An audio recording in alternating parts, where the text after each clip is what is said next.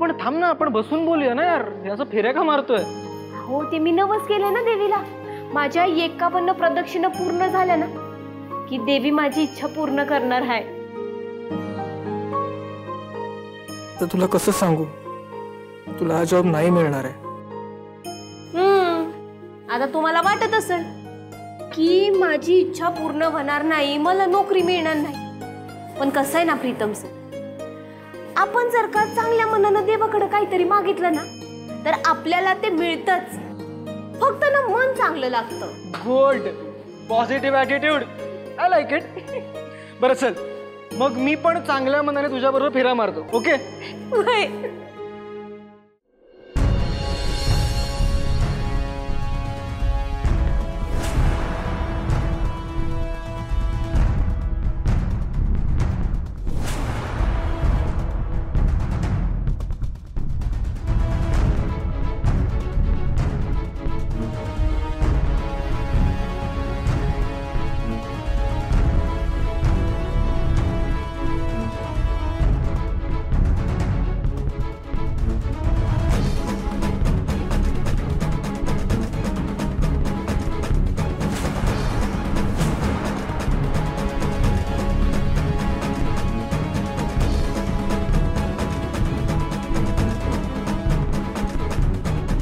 दिशा आणि मीरा कुठे राहिल्या?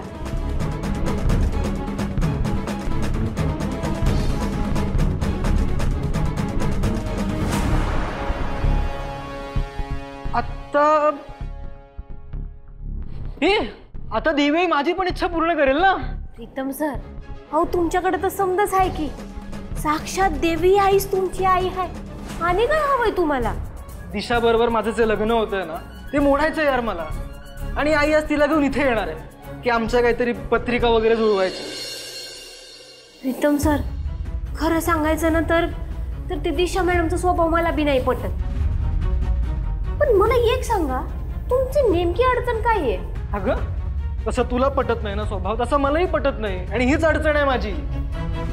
पण तू जादूगार आहेस ना, मग एक काम कर, तू ना काहीतरी जादू कर. हा, काहीतरी अशी जादू कर ना की ती इथे येऊच नाही. हा, ऍक्सिडेंट वगैरे होऊ दे. असं वाईट साईड बोलू नये. वास्तू तथाच तू म्हणते.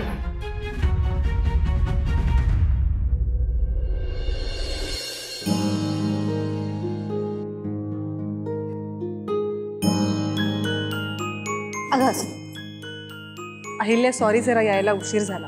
No problem. आंटी, प्रीतम इथेच असेल, त्याची बाईक तर इकडेच आहे. अहिल्या, आता बराच वेळ झाला, हा प्रीतम राहिला कुठे? प्रीतम?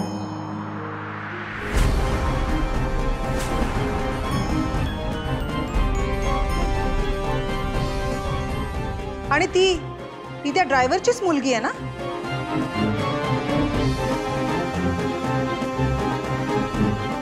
काल आदित्य, आज प्रीतम. अहिल्या, हे सगळं नेमकं काय चाललंय काय?